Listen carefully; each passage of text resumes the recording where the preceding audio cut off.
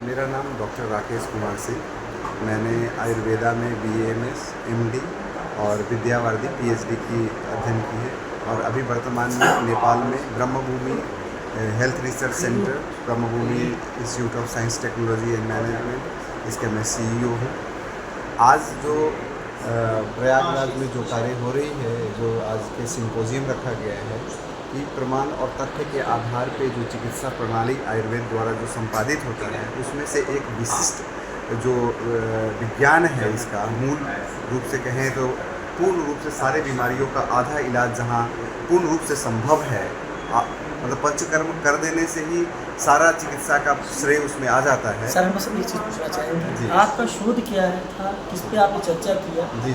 अगर नहीं तो उसी बता दी किन किन बीमारियों में पंचकर्म ज़्यादा काम है? देखिए, आज के देश में हम लोग वैश्विक युग में हैं और भागम भाग में जीवन बीतता है। जीवन शैली से संबंधित जितने भी प्रकार के रोग हैं, उस सभी रोगों में पंचकर्म का कार्य है शरीर को शुद्धि करना, और शरीर को जो शुद्धि करता है उससे बढ़िया शरीर कुछ है ही नहीं।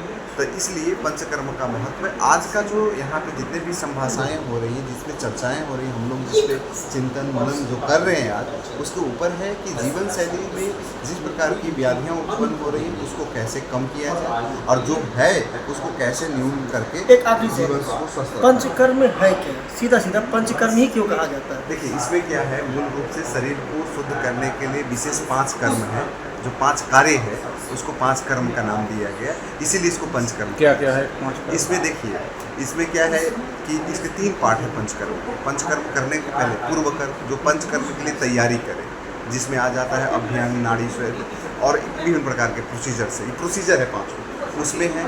उसके बाद ये मूल 5 है, जिसमें बमन, विरेचन, शिरोवस्ती, रक्तमोक्षण, है ना। तो ये जो फंडामेंटल जो शरीर को क्लीन करने योग होगा, योग नहीं है, योग इसमें नहीं, योग से अलग चीज़ है। ये प्रोसीजर है, ये आपको शरीर में विभिन्न प्रकार का औषधियों द्वारा आपको स्नेहित करके उसके बाद आपके शरीर में जो विष है, जो टॉक्सिन है, उसको निकालने की मेथड है ये पंचकर्म। किस एज ग्रुप में पंचकर्म ज़्यादा कारगर? देखिए, पंचकर्म किसी भी एज ग्रुप में किया जा सकता है, बट जिसके शरीर में बल और उसके अवस्था के दोष, जो शरीर में रोग होते हैं उसके अवस्था और रोगी की अवस्था को आकलन करके चिकित्सक प्लान कर सकते हैं कि किसको करना चाहिए, किसको नहीं करना चाहिए। मुख्य बिंदु रहा है जो मेरे 30 साल की जो प्रैक्टिस की है, वो रहा है आपकी वैतरणी बस्ती एक होती है, वैतरणी बस्ती। उस बस्ती में होता क्या है कि मरीज कमर के दर्द से पीड़ित है आजकल कई, और ये 400 से 500 घंटे ये नुकसान करा दे रही है। कमर का दर्द किसी के जीवन से 400-500 घंटे अगर निकाल दीजिए तो कैसा रहेगा उसका जीवन। ऐसे व्यक्तियों के इलाज के लिए वैतरणी बस्ती, इसका शोधन शमन करने के बाद जिसमें दूध में मिलाकर, इमली में मिलाकर गुड़ और शहद की बस्ती मलमार्ग द्वारा डाली जाती है, 14 बस्ती। इस पे हमारा शोध है, इसको आज रिविजन करेंगे। और इस शोध को वैलिडेट करने के लिए हमने बायोकेमिस्ट्री डिपार्टमेंट, जो ईश्वर शरण का बायोकेमिस्ट्री डिपार्टमेंट है, उसका वो डिपार्टमेंट पूरी जांच की, मरीज के पहले का क्या कंडीशन थी और बाद की क्या कंडीशन थी, उसके रिजल्ट हम लोग के सामने, वो आज हम लोग पेश करेंगे। डॉक्टर साहब, बहुत बड़ा सवाल उठता है गंभीर बीमारियों। अब आदमी को गंभीर बीमारियाँ ही घेर रही है, छोटी बीमारियाँ भी बड़ा रूप ले चुकी हैं। तो ऐसे में एलोपैथ तो हमेशा दावे करता चला है, आयुर्वेद का उसमें क्या रोल है? पहली चीज़ तो ये मुर्गा नहीं लड़ाऊंगा यहाँ पे मैं, दवा और उसका, क्योंकि जो सबसे बड़ी बात है, आयुर्वेद का जो मुख्य काम है स्वस्थ व्यक्ति के स्वास्थ्य की रक्षा। अगर आप 50 साल के होंगे तो हम 20 साल के नहीं होंगे। लेकिन एलोपैथ कहता है, एलोपैथ क्या कहता है, कोई दूसरी पैथी में नाम नहीं लूँगा, वो कहती है हम करते हैं। बाल आपके झड़ गए, बाल कहाँ से आएंगे, हम ग्राफ्ट कर देंगे। ग्राफ्टिंग करते घुटने आपके फ्यूज़ हो गए, कहाँ से हम घुटना बदल देंगे।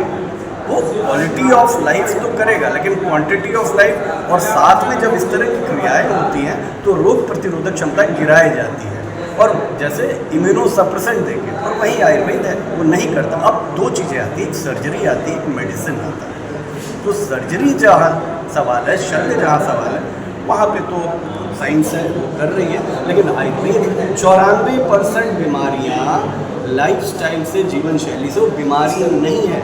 एक एग्जाम्पल आपको दूँगा कि जितने अस्पताल खुल रहे हैं मोटापा बढ़ रहा है, उसके बाद क्या हो रहा है, जिम खुल रहा है, हर मोहल्ले में आपको जिम दिख रही है। ये क्या हो गया, क्यों भूचाल आ रहा है?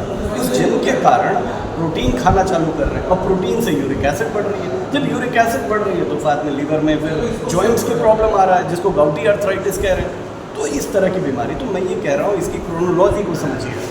आयुर्वेद पहले से था, शाश्वत था, है और रहेगा। शास्त्रों को हम झुठला नहीं सकते, और यही मंथन यहाँ किया जा रहा है, और शाम को इसका निचोड़ निकलेगा।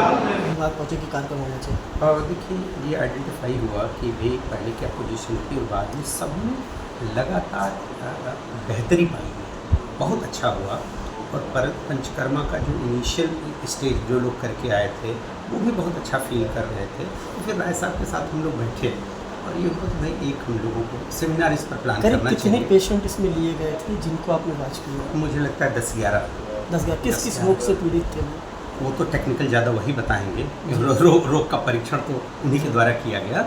हाँ, लेकिन अलग अलग तमाम तो जिसको हम लोग डायबिटीज को क्या कहते हैं, मधुमेह वगैरह, इसके भी थे। हाँ, अच्छा। तो कुछ उदर विकार से पीड़ित लोग थे, कई कई कई तरीके के पेशेंट्स थे। मधुमेह जिनका आपने बताया, तो मधुमेह खत्म हो गया था, कम हो गया? नहीं, कम हुआ है, अभी तो अंडर ट्रीटमेंट है। अंडर ट्रीटमेंट है। अच्छा।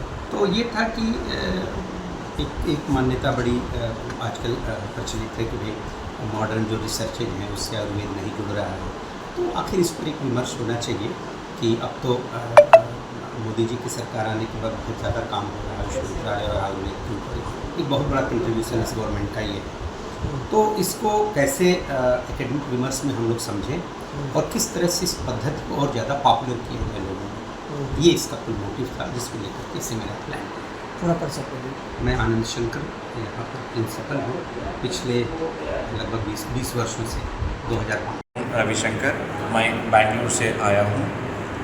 ये प्रयागराज पुण्य क्षेत्र में आज ये panchakarma evidence based clinical practice का कुछ महत्वपूर्ण विशेष का सिंपोजियम होने वाला है। ये चीज़ में हमको आज सभी आयुर्वेदिक डॉक्टर को जानकारी देने के लिए कई और प्रदेश से बहुत महत्वपूर्ण डॉक्टर लोग आया हुआ है। उन लोगों से हमारा वैद्य जो लोग हैं, आजकल का ज़माना में लाइफस्टाइल डिसीज़ेस, मेटाबॉलिक डिसीज़ेस, आजकल के प्रॉब्लम्स में आयुर्वेद का महत्वपूर्ण चिकित्सा सिद्धांत पंचकर्मा के रूप से लेके उन लोगों को इलाज करने से खाली सभी डिसीज़ों को जड़ से निकालने के लिए कोशिश करने के लिए एक पंचकर्मा एक महत्वपूर्ण चिकित्सा सूत्र है, आयुर्वेद में बताया हुआ है। And most of the times ये क्रॉनिक डिसीज़ेस में ये आयुर्वेद का पंचकर्म का उपयोग बहुत अच्छा सा रिजल्ट दिया जा सकता है। बेंगलुरु से आया हूँ। बेंगलुरु का ट्रांस डिसिप्लिनरी यूनिवर्सिटी का फैकल्टी हूँ और आयु प्लस के साथ रिसर्च के ऊपर काम कर रहे हैं। इस सिंपोजियम में साइंटिफिक वैलिडेशन ऑफ आपका शोध किस पे था, क्या था, किस पे आपने बात की? आयुर्वेद का जो पंचकर्म का जो तेल यूज़ करते हैं उसका साइंटिफिक वैलिडेशन के ऊपर बात करने वाला हूँ मैं। ओके, वहाँ पे जो अधिक आयुर्वेदिक प्रैक्टिसेस है, जो वहाँ पे आयुर्वेद में जो बोला गया है, जो उसका इंग्रेडिएंट्स है, वहाँ पे कौन सी स्टैंडर्ड्स में हम यूज़ कर रहे हैं और उसमें कुछ अडल्ट्रेशन है क्या, उसमें कुछ मिलावट है क्या, वो सभी देखने की ज़रूरत है। उसके ऊपर साइंटिफिक वैलिडेशंस की ज़रूरत है, उसके ऊपर मैं बात किया है। और आजकल हम देख रहे हैं कि आयुर्वेदिक पंचकर्मा तेल में जो तेल यूज़ होता है उसमें मिनरल ऑयल का मिलावट हो रहा है। वो उद्देश्यपूर्वक हो रहा है या उनका जो मैन्युफैक्चरिंग मतलब उसके टाइम में उसको लाइट बनाने के लिए, उसका हल्का बनाने के लिए हो रहा है, ये हमें जानना पड़ेगा। और साथ साथ हमें ये भी जानना पड़ेगा कि मिनरल ऑयल का जो हमारे शरीर के ऊपर क्या असर होगा, उसका बेनिफिट्स क्या है, साइड इफ़ेक्ट क्या है, अगर वो शॉर्ट टर्म में यूज़ करेंगे या लॉन्ग टर्म में यूज़ करेंगे। तो वो सभी आगे रिसर्च का इम्पोर्टेंस है, उसको हमें यहाँ पे प्रचलित कर रहा हूँ। उसका छोटा सा एक हमने स्टडी किया है, उसको हमने प्रेजेंट किया। मिनरल ऑयल का बॉडी पे कितना इफेक्ट है, ये खाली क्लियर कर दीजिए कि इसका यानी सकारात्मक प्रभाव है कि नकारात्मक है। ज़्यादातर आयुर्वेदिक शास्त्रों में ये नहीं बोला है मिनरल ऑयल का यूज़ करें। तो पहले अगर हम यूज़ कर रहे हैं उसका मतलब है कि हम आयुर्वेद का जो शास्त्र में लिखित है उसको फॉलो नहीं कर रहे, तो ये पहली बात है।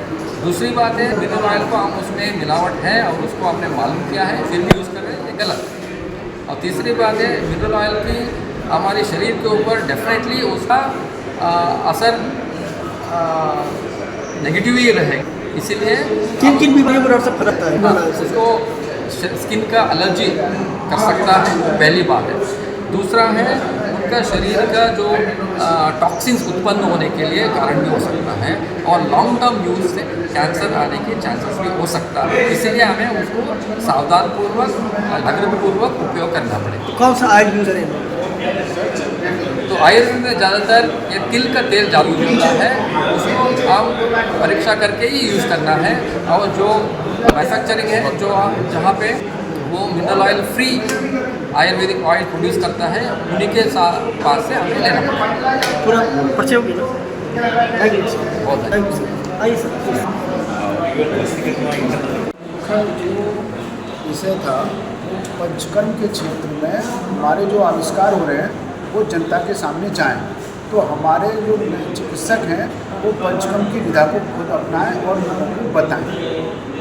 तो किस पर्टिकुलर किस इस पे आपने बताया, कौन सी बीमारी भी आपने बताया पंचकर्म? पंचकर्म का उपयोग एक दो तरीके से होता है, तो संशोधन चिकित्सा के रूप में, एक संशमन चिकित्सा के रूप में। तो जो संशोधन चिकित्सा के रूप में है वो इस तरीके से है कि किसी भी रोग की दवा देने से पहले हम अगर उसका शरीर का संशोधन करेंगे तो वो दवा ज़्यादा काम करेगी। जिस तरीके से एक कपड़े को डाई करने से पहले हम धुलते हैं तब वो रंग ज़्यादा चढ़ता है, उसी तरीके से किसी भी तरीके की दवा देने से पहले यदि हम पंचकर्म की संशोधन चिकित्सा करेंगे तो वो दवा ज़्यादा कार्य करती है।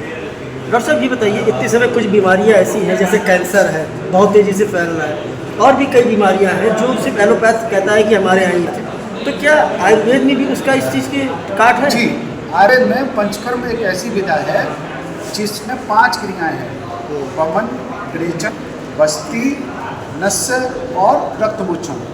इन 5 विधाओं का अलग अलग रोगों पे अलग अलग कार्य है और वो कैंसर में भी निश्चित रूप से लाभकारी सिद्ध हुई है। कैंसर किस स्टेज का है, किस जगह का है, इस पर निर्भर करता है, लेकिन निश्चित रूप से पंचकर्म चिकित्सा में लाभ है।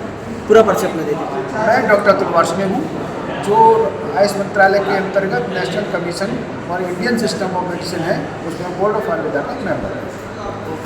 अगर आप ये वीडियो YouTube पर देख रहे हैं तो हमारे चैनल को सब्सक्राइब करें और बेल आइकन को दबाना ना भूलें। अगर आप Facebook पर ये वीडियो देख रहे हैं तो हमारे पेज को लाइक करें।